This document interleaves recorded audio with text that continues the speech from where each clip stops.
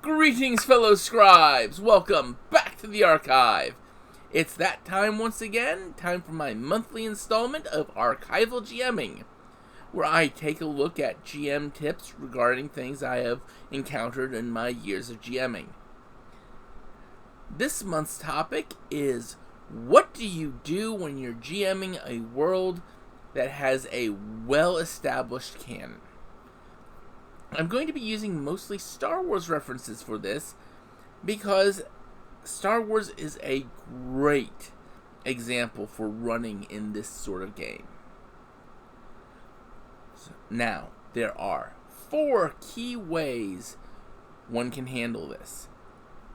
Either you avoid interacting or only indirectly interact with canon, you peripherally interact with canon, the character's actions explain the canon, or the character actions can change the canon. I'm going to be going over each of these over the course of this video, so sit back, relax, and enjoy as I talk about this interesting topic. One of the easiest ways to interact with a well-established canon is to not interact with it. To interact with it only indirectly if you're going to at all. In some ways, this can be treated as canon as backdrop. Great examples would be, everyone knows what happened at the Battle of Yavin. Yeah, that's not where you are. You're out, you're out around Thyfera, or you're up around Serrano, and that's where you're acting. That's where your focus is. You're not in the area of the main canon. Maybe you'll hear news of the destruction of Alderaan. Maybe you'll hear about the rebel victory at Yavin 4 and the destruction of the Death Star.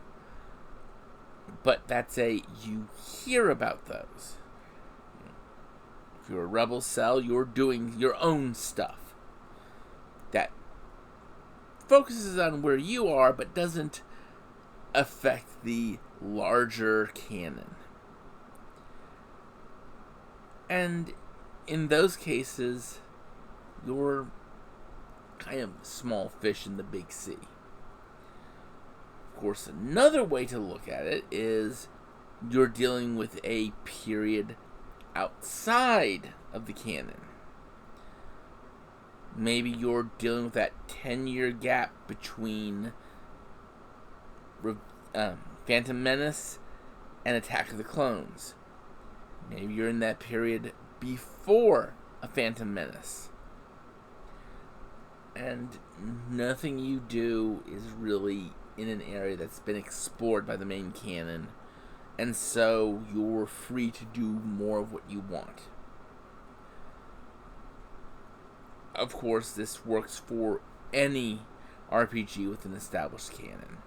Whether you're talking about Mage the Ascension, Werewolf the Apocalypse, Shadowrun, anything like that. Because there's always areas you can put your game in that aren't directly impacting or directly influenced by the main canon. There's just lots that you can do. But of course, what if your players want to be involved in the main canon, but they don't want to be in the main canon? Well then, that leads us to the next method. The second way to interact with an established canon is peripherally. What do I mean by peripherally? I mean, when you look at the established canon, for the most part, it focuses on only what's going on that is directly impacting the main characters. In the Star Wars trilogies, it mostly focuses on the main heroes that we're paying attention to. It doesn't really talk about what's going on with the other characters. And that's where you get to slip your players in. For a great example, again, is the Death Star.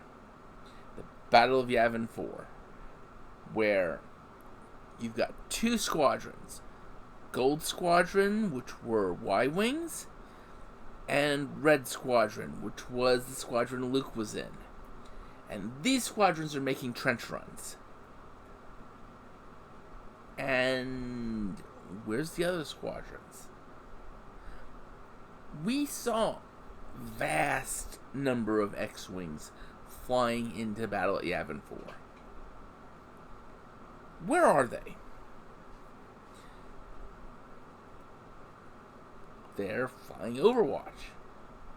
Because we only saw a handful of TIE fighters engaging the fighters and fighter bombers making the trench run. So those were the times that slipped through the Overwatch. And that's where you put your players. But you say, at the end of the battle, we see only a Y-Wing, 2 X-Wings, and the Millennium Falcon flying away from the Death Star. Well, you see them only in that section. What about behind the Death Star where you can't see? Or areas that you can't see because of where the camera is looking at? Those are who came away from the trench run. The others probably, as soon as they heard it got hit, turned, broke, and fled.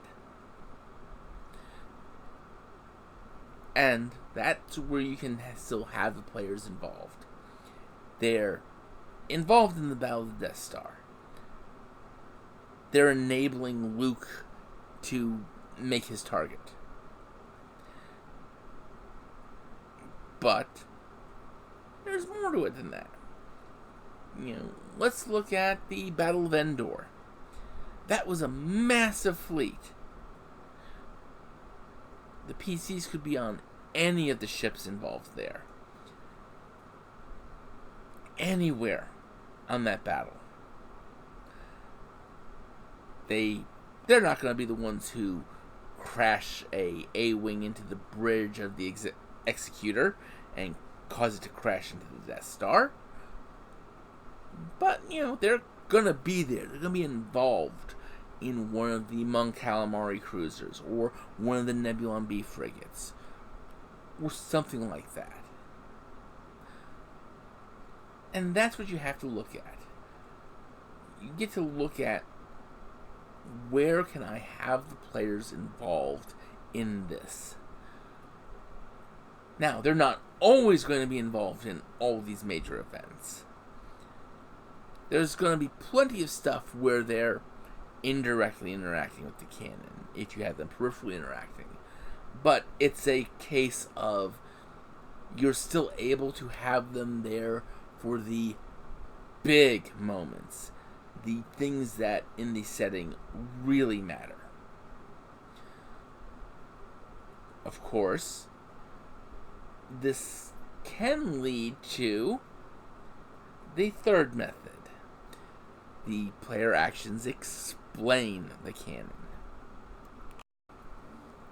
Now, what do I mean when I say the player actions explain the canon? Well, this is where we get into some of the trickier elements. This is where we start getting into the point where you're very knowledgeable about the canon, know where there are the holes in, hey, this happened, but we don't know why this happened or how this happened. Well, you know what? We can slip the players in here. Until Rogue One, one of my favorite methods was the players got the Death Star plans. because that was until Rogue One, no one really knew in canon how the Death Star plans got into the hands of the Rebel Alliance. There were multiple renditions of the story, all of them contradictory. So,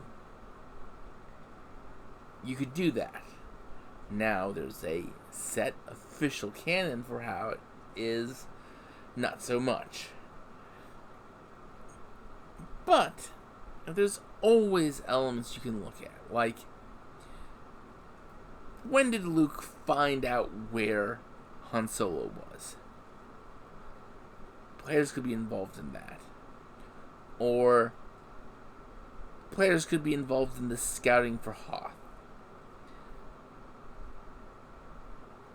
And various other elements. And that's what you really have to look at. You find something that's not so much a mystery as to what happened, but a mystery as to what led to it. And that's what you work with. Star Wars has been doing a great job filling in these gaps in recent years, but it's still a case of there's always something out there. And that's where you go with. The players aren't setting the canon. The players are making the canon happen. In my Shadowrun game, my previous Shadowrun game set in Neo Tokyo, in fact, the players were involved in dealing with an attempted internal coup in Renraku. This attempted coup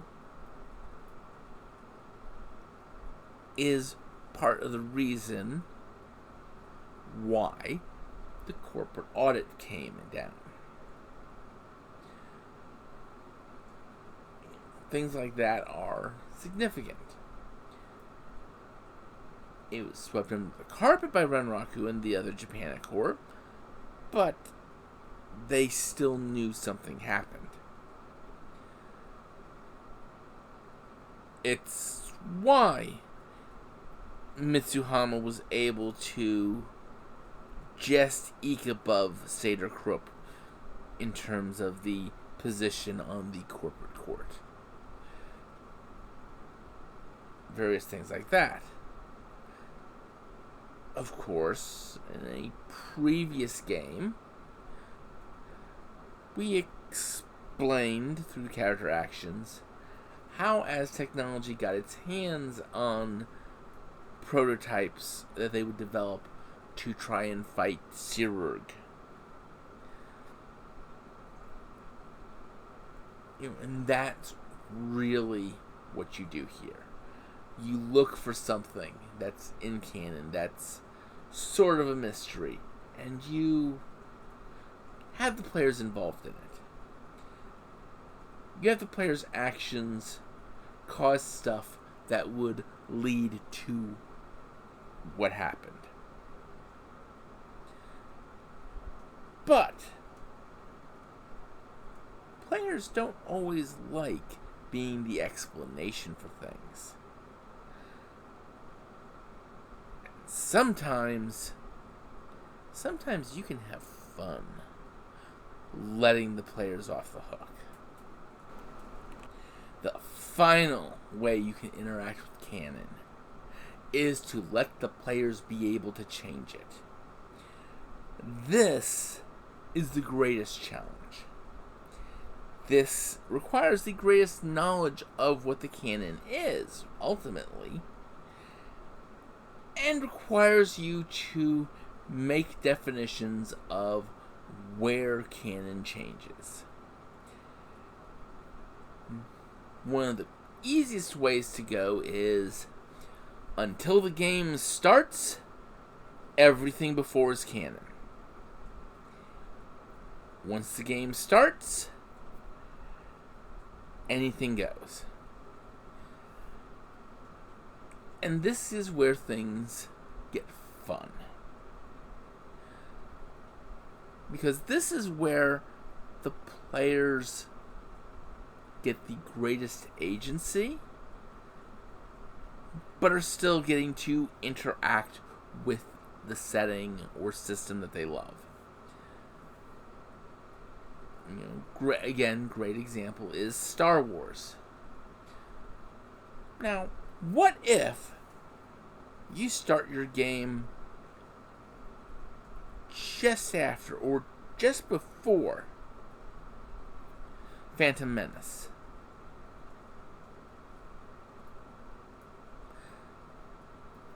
Wow. You have all that time period to change things. Could they stop the Separatists from rising? Could they speed it up? Could they set things up so that Dooku's not in charge? Or that Palpatine isn't really pulling the strings? Could they assassinate Palpatine? All these options are out there. Heck, what if they keep Dooku from falling to the dark side?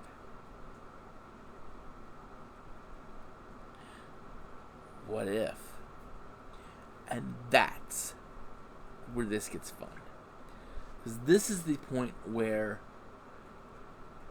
like in Star Wars, you're still in Star Wars. You're still interacting with Star Wars. You still know the rough time period. But now, the players get to change things. Now the players are shaping the reality of the world. There's many ways things can go once you start allowing the players to change things. This could be a BattleTech game set in the fourth succession war early on, and somehow the players kill Natasha Kerensky.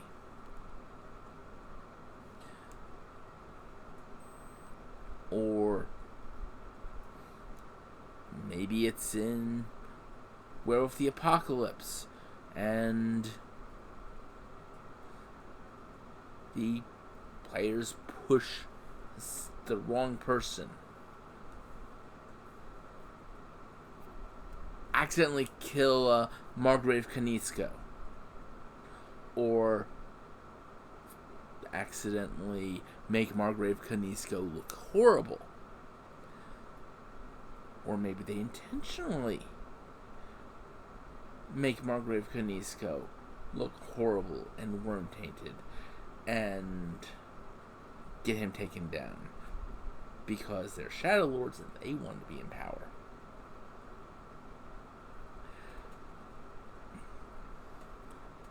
That's what's going on. That's what you do in this. This is where you get to do the crazy, world-shaking stuff that no one can expect.